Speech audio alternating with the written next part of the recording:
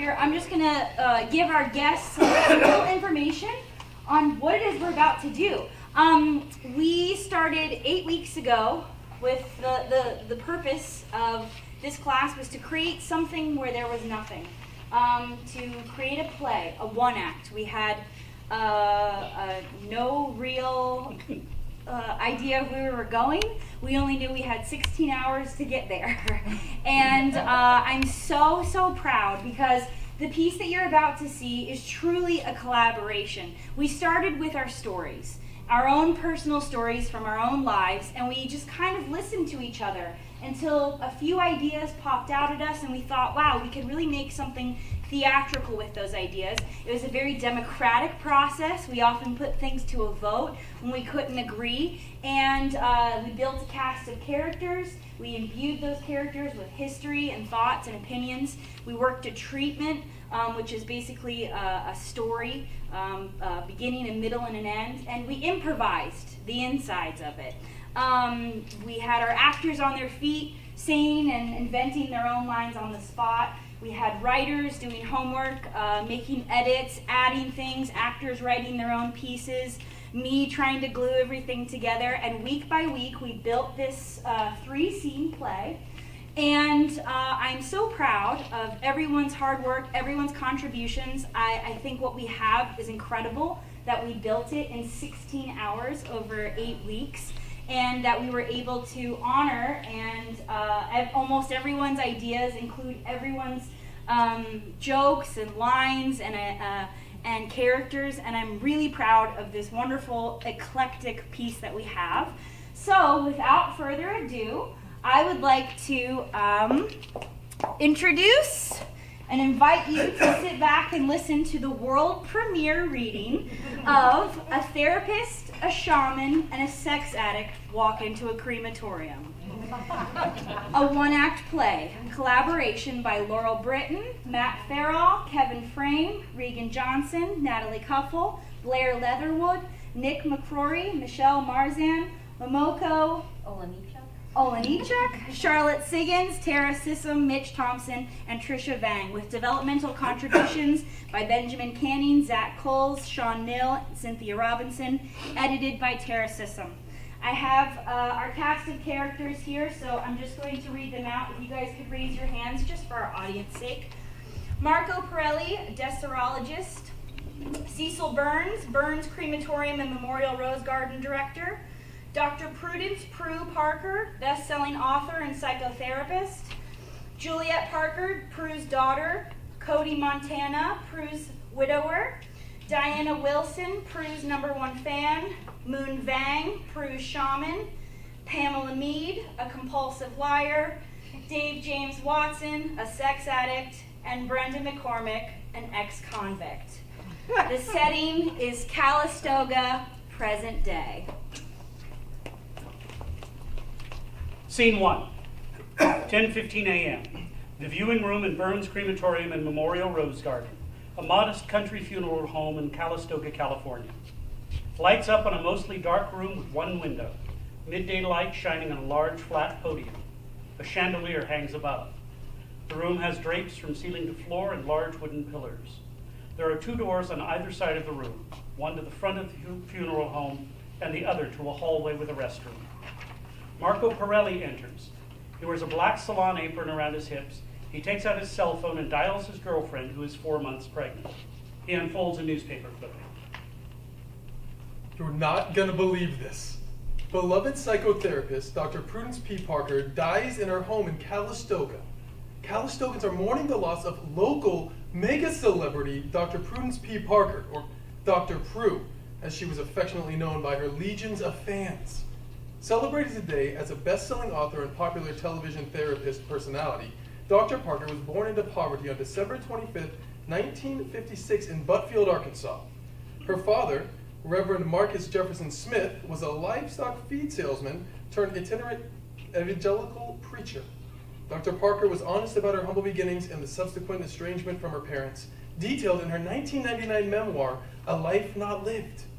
Dr. Parker was first introduced to television audiences when she appeared on Sacramento public television station KVIE as a member of a panel discussing the effects of divorce on children.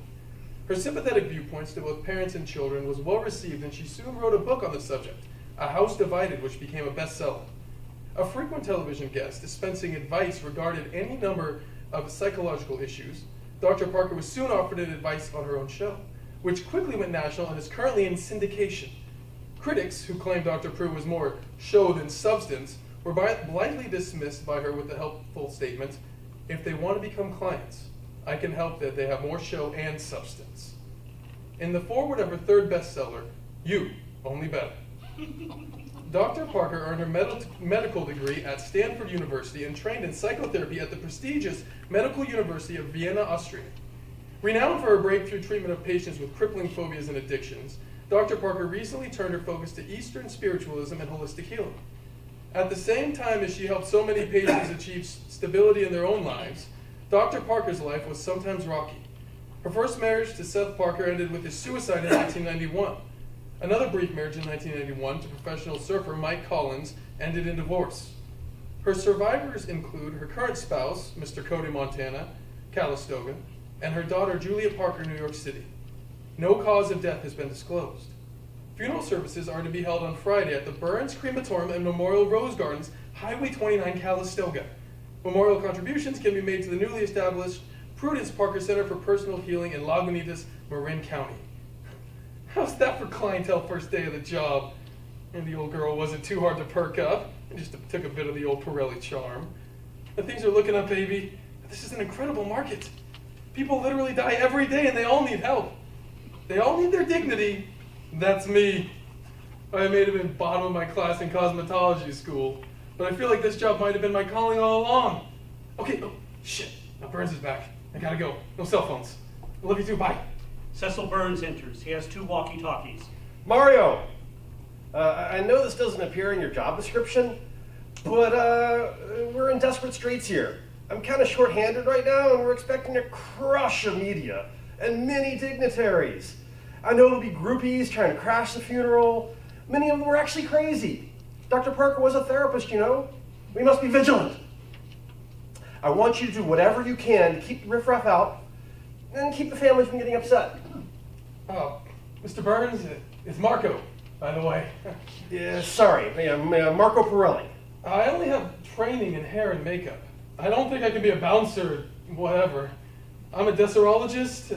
We aren't exactly known for our intimidation skills. He flexes something to show what he's working with. NBC is doing media in the consultation parlor. There's media coming here? Well, the woman was a national icon. Are they going to take photos of the body? I did the best I could, but this is my first day. I can't screw this up. Couldn't we call someone else in to assist? Calm down, Mario. Marco. Sorry, Marco, sorry. There's no need to panic. I'll be here at all times, representing Burns Crematorium and Memorial Rose Garden with decorum and dignity.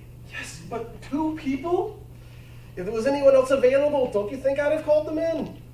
This is like cosmetology graduation day all over again.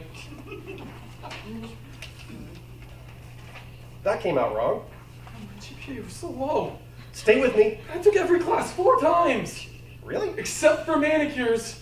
Well, And I took that 6 times. well, we rarely need manicures for the deceased. The faculty had to vote or whether or not I could graduate. I guess they were just so sick of me. Look, what I mean to say is we can handle this. Burns Crematorium and Memorial Rose Garden hasn't been in business for 75 years without our fair share of high-end clientele. I mean, celebrity funerals, I mean. When my father was 13, Noah Jackson, the famous Jackson Flower Industries, had his services right here. Okay. Well, instead of flowers, everyone brought 20-pound bags or sacks of flour. Okay. Well, let's just say when I was 13, we were still finding flour throughout the house. Is that supposed to be a comforting anecdote? Burns hands Marco a walkie-talkie. Look, take this. We'll be in contact the whole time. They test the walkie-talkies. Oh, 19, this is Big Bertha. Come in, 19. Mario, please call me Mr. Burns. Okay, Mr. Burns. Please call me Marco. I'm going to go get the casket. The family will be here any minute, and we still have to set up the chairs. Ah, yes, her son. The husband and daughter, no son. I mean, in the photo you gave me, she was with a young man. I assume that was her son. He pulls the photo out of his apron. Yes, the much younger man with the pool net. That's her husband. Juliet Parker enters through the upstage left door without a sound. She is well dressed in black, carries an expensive handbag, and has a sour look on her face. She listens to Marco and Burns. Holy shit, that's her husband? Way to go, Dr. Prue. Her third and most recent marriage. He looks like a Chippendales dancer on spring break. Yes, I've never seen a swimsuit with so little going on. I can see why she married him. He's got quite a lot packed in there. Is this the kind of language I could hope to expect at my mother's eulogy?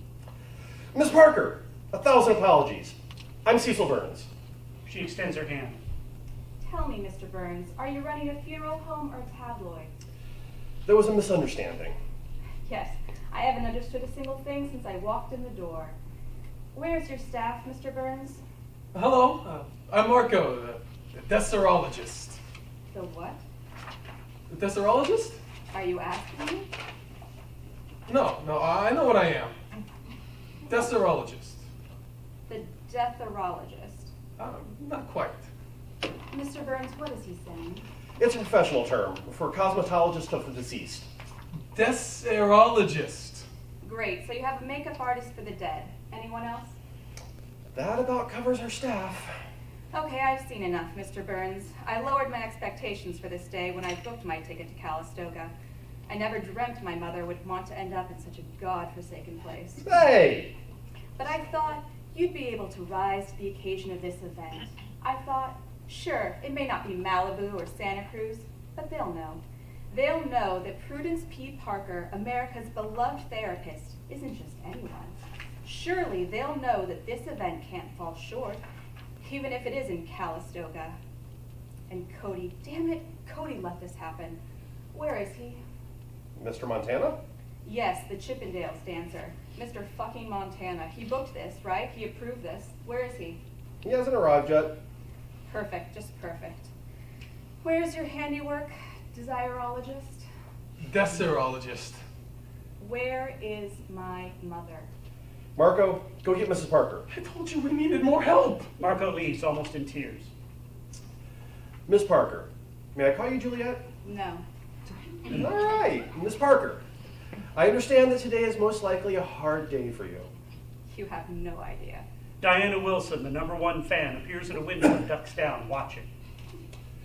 I'd venture to say it's the hardest day any daughter can have in her life. Losing a mother is like losing a portal through which you entered the world. Undoubtedly, you feel as if you've lost a part of yourself, a piece that you can never replace with another human being. This may cause you to feel confused, angry. You're in a type of grief no man or woman, for that matter, can understand, because this is the rarity of a mother's love. It's pure, it's singular. Juliet seems momentarily touched. Marco enters, pushing the coffin in on a gurney. Diana Wilson has opened the window and is sneaking into the viewing room. Don't insult me, Mr. Burns. I am this woman's daughter, and I've had enough couch time to last me a lifetime. I don't need your amateur analysis. Fine, but believe me when I give you my word that we have everything under control. Please trust me, Miss Parker. I give your mother the respect her life and memory deserves. Diana Wilson pulls out a camera and snaps a photo of Dr. Prue as Marco opens the lid. And this? Hey, you! Just what the hell do you think you're doing? Burns chases her back out the window and follows her out. That's it. I order you to give me that camera! Juliet, fuming, takes out her phone. Marco is making final touch-ups. She dials Cody. I'm going to fucking kill him. Voicemail? Are you kidding? Cody, hi, it's Juliet. I'm at Burns Crematorium. You know that shithole you booked for Mother's funeral? Where in the fucking hell are you? Marco, we have a situation. I need you out front. Coming, Mr. Burns. Marco exits. Juliet approaches the casket. This place is totally understaffed. There's no security. A woman just crawled in and took a picture of her dead body. And your wife looks like a whore. Cody, my mother looks like a fucking whore. And it's all your fault. If you're not here in 5 minutes, I'm leaving, and you can deal with this disaster yourself. She hangs up. She gets closer to Prue's face. Hello, Prudence. She turns away and gets back on the phone. Cody, seriously, this isn't funny. Where are you? I can't do this by myself. It was a mistake to come here, and I'm seriously leaving in 3 minutes. I can't just come back here and deal with all these people, these strangers lauding her and telling stories about how much she helped them. She begins to cry. We see a hand slip over the top of the coffin. Juliet? She's your wife, damn it. Don't you have enough decency to show up at her funeral? Prudence sits up, examines her hands and outfit. She isn't really pleased. Oh, shit. Juliet turns to look at the coffin and Prudence freezes. There is a moment where she thinks Juliet sees her. She waves her hands. Juliet continues with the voicemail and turns back away. She isn't visible. She turns and looks back in the coffin. She sees her dead self and, frightened, gets out of the coffin quickly. She sees a mirror and runs to it. No reflection. I'm dead. After all the heartbreak you've put my family through, I at least expected you would have the courtesy to show up. After all you've put me through, you owe me this at least. Cody Montana, if you are not here in 1 minute, I swear to God, I will find you and hunt you down and beat the shit out of you. She hangs up and approaches the coffin. Prudence watches her talk to the body. Oh, Mother, why him? Why did you have to marry him? Juliet, not this again, please. Why couldn't you have just once thought about me? I always thought about you, my baby. She touches Juliet's hair. Juliet turns as if someone has tapped her on the shoulder. She backs away from the casket. But I couldn't stop living my life just because it didn't suit yours. Juliet dials Cody again. That's it, Cody, I'm leaving. Marco and Cody enter. Marco is restraining Cody, trying to throw him out. Cody is dressed in a half-buttoned Hawaiian shirt, a cowboy hat, flip-flops, and carries several grocery bags and a bouquet of roses. I'm leaving. Do you hear me, Cody? Yes, I hear you. Cody! Do you mind letting go of my shirt? Wait, you're Cody Montana? I thought I mentioned that. Sorry, I didn't recognize you with so many clothes on. You know, if I had a nickel for every time. Where the hell have you been? Well, I had to get stuff, and then the press got me in the parking lot, and I had to carry this one through the couple rooms. I thought you were bailing. Juliet, I'm here. Just chill out. Don't tell me to chill out. This place is completely understaffed. People are breaking in. Did you just open the phone book and pick the first listing under shitty funeral parlors of Northern California? Cody drops the grocery bags on a sidebar table. Prue peeks inside. It's near the house. Prue picked it out. Mother picked this place. I did. You know, several of her friends had ceremonies here. She certainly got provincial in her old age. Old age. She likes the roses in the garden. I like the roses too. Feels like some sort of practical joke from beyond the grave. Well, it is funny. No, I promise this is what she wanted. I can almost hear her laughing at us right now. Come here and have a drink. He unpacks his bags. He lays out a martini shaker and a jar of olives. What the hell is that? Her favorite drink was a dirty martini. I figured we could toast to her. Sweet man. I'm not doing a shot of a martini. Blue cheese, stuffed olives. Yeah, it's actually quite good if you bite the olive afterward. Blue cheese stuffed olives? That was creepy. What? Why? You sounded just like her. No shit, Sherlock. I have spent some time around the woman. Shared some DNA. I inherited it. I'll leave the sharing to you. Oh, I get it. Cody pours 2 martini shots into Dixie bathroom cups. Can we not today? I mean, He hands her a shot. Fine. He hands her an olive. look, you can call me tomorrow and harass me all you want. Just listen to your voicemails. He toasts. To P, pretty much the only person who ever believed in me. The only person who saw past all this body sugar and appreciated my mind. Hope you're having a hell of a time, Prue. Wish I could be there with you. Taking pictures of you in front of those pearly gates. But for now, I'll just keep an eye on our precious stepdaughter. Dear God, Cody. Don't you ever call me that again. Well, as your father figure, I suggest you chill out and drink. You're fucking nuts, you know that? They cheer and drink. Prue tries to pick up a Dixie cup and it drops off the counter. She can move things but can't hold them. Weird. Water, water everywhere, but not a drop to drink. What? I don't know. This place gives me the creeps. That dress gives me the creeps. Well, I like it. I mean, it reminds me of her. The few times we came here were actually pleasant. If that makes sense.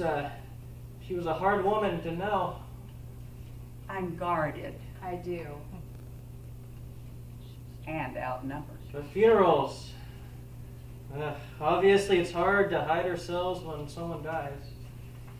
And a few days before and a few days after, I don't know. She was more tender, or at least not so mad at me.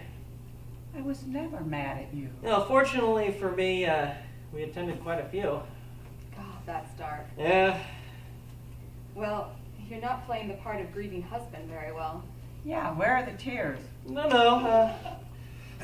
We had our time to grieve together. No point of making a fool of myself in public. Whatever you say. Now she's gone. We just have each other. Excuse me? You've got to be kidding. You and I don't even belong in the same sentence. I couldn't agree more. Well, we were close. Remember prom? Cody, to say that ship has sailed would be the understatement of the century. It's so far out to sea, it's just a speck in the ocean. Oh, yeah, I've often heard that it's not the size of the ship, but it's the emotion in your ocean. I wish I could hold a pen. I'd change the wheel right now. Cecil enters with a trolley and a stack of chairs. Marco follows with a large photo of Prue. Wow. Could they have found a more unflattering photo? Hey, I chose that picture. It's Prue as I see her. Windblown hair, smiling, casual. Yeah, it's from our private collection. I just cropped it up a little bit, you know. Oh, God. If those end up on the internet, I'll haunt the shit out of you, Cody. I need a private photo collection. She rarely smiles, except on TV. And it looks like she's more like squinting to me. This room seems rather small for the amount of people expected. Where are we going to fit everyone? We have the adjacent rooms broadcasting a closed circuit stream of everything that happens in the main room. Obviously, we can't comfortably fit everyone in here. Juliet approaches the casket. And this. I'm sorry, she looks like a whore. I look dead. She looks fantastic. It's an adjustment. You're so accustomed to the look of life. Absence of life can be somewhat startling. You can say that again. Trust me, Marco did a fine job. Most people will think she looks good. Thanks, Mr. Burns. Let's get back to work here. We're almost ready to open this room for our first guest. May I use the powder room? Here, follow me. Marco and Juliet exit. Cecil continues setting up the chairs. Cody pours another shot. Don't listen to her. Juliet, she's just a hard ass. Place looks great. I'm sure everything will go off without a hitch. Thanks. A huge crash from an adjacent room before he can finish talking. I'll be right back. Burns exit. Cody takes the shot. Goes over to the casket with the roses. Places them on top of Prue's body. He touches her face. She joins in. He isn't disturbed by her presence. Maybe even more relaxed. I'm getting fucked up, baby. I know.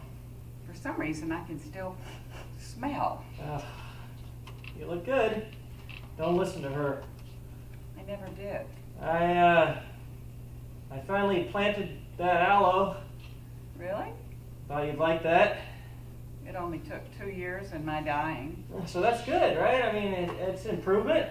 It is good. Oh, yeah. I'll look at it and remember to do all the stuff you always wanted me to, like, Replacing the water filter. I don't know, like, Yeah, replacing the water filter. If you don't, it's just tap water. And, Making the bed? making the bed. It always feels nice. I don't know if I can, do it all, the way that you want it. You'll do fine. You'll be fine. Cody knows he's not fine. Marco re-enters. He begins setting up the chairs. Cody goes to pour another shot. Well, we knew this day was coming. Whether we liked it or not, at least we had a little time to say goodbye.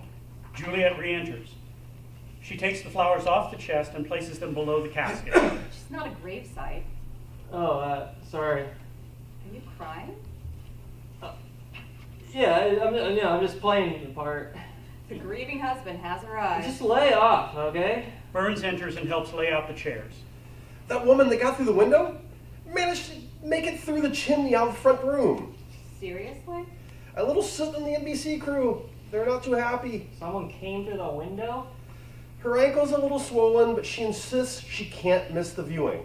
Well, if the lunatic insists. She's your mother's #1 fan. Sweet girl. She's obviously hurting. She's obviously certifiable. Well, with due respect, most of your mother's patients were certifiable. She's broken into this building twice. I'm moved by her dedication. Let me just say, I've seen the crowd out there. I think she's the least of our problems. How do you mean? Yeah, how do you mean? Let's just say you're lucky I've been doing this for so long. Those in attendance today, those mourning your mother's loss, they're a little, how do I put this? Spit it out. They're colorful. Colorful? Out there. Out there. They're batshit crazy, madam. Yeah, that's it. Cody, I need a shot. Please have faith, Miss Parker. Know that I know what I'm doing here. We can handle this. Burns Crematorium and Memorial Rose Garden hasn't been in business for 75 years without our fair share of high-end clientele. Celebrity funerals, I mean. Why, when my father was 13, Noah Jackson of the infamous Jackson Flower Industries had his services right here. No, Cecil, Mr. Burns. This isn't a good story. Who the hell is Noah Jackson? Who the hell cares? Well, instead of flowers, everyone brought 20 pounds. I was 13. We were still finding flowers throughout this house.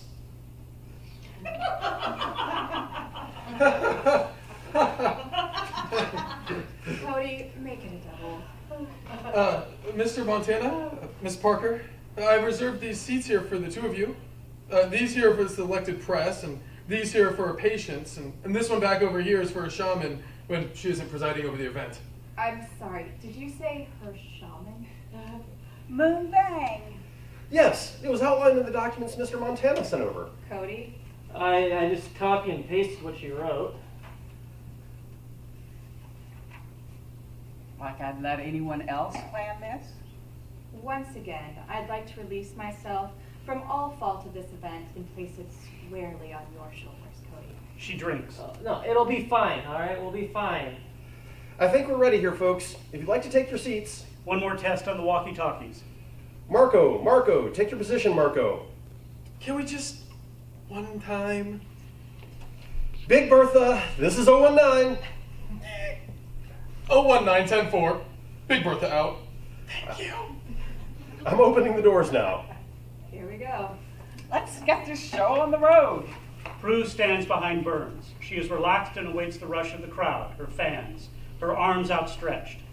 Burns opens the doors, and in slow motion, a soot-covered Diana Wilson bursts through the doors and heads straight for the casket. Her first instinct is to get inside. Marco moves over to pull her out. 3 patients in varying states of distress and grief rush the casket as well, mourning, keening, or weeping. Finally, a shaman enters in a brightly colored robe. She is cleansing the space by spitting water in every corner of the room. Once she spits the first time, real time is restored, and the chaos is real. Burns quickly pushes hands and bodies back, then shuts and locks the door. He rushes to pull the mourners off the casket. Cody drinks. Juliet runs around the room, avoiding the spray of spit from the shaman. She screams. Cody, what is this? This is what she wanted. Yes, it is. Blackout.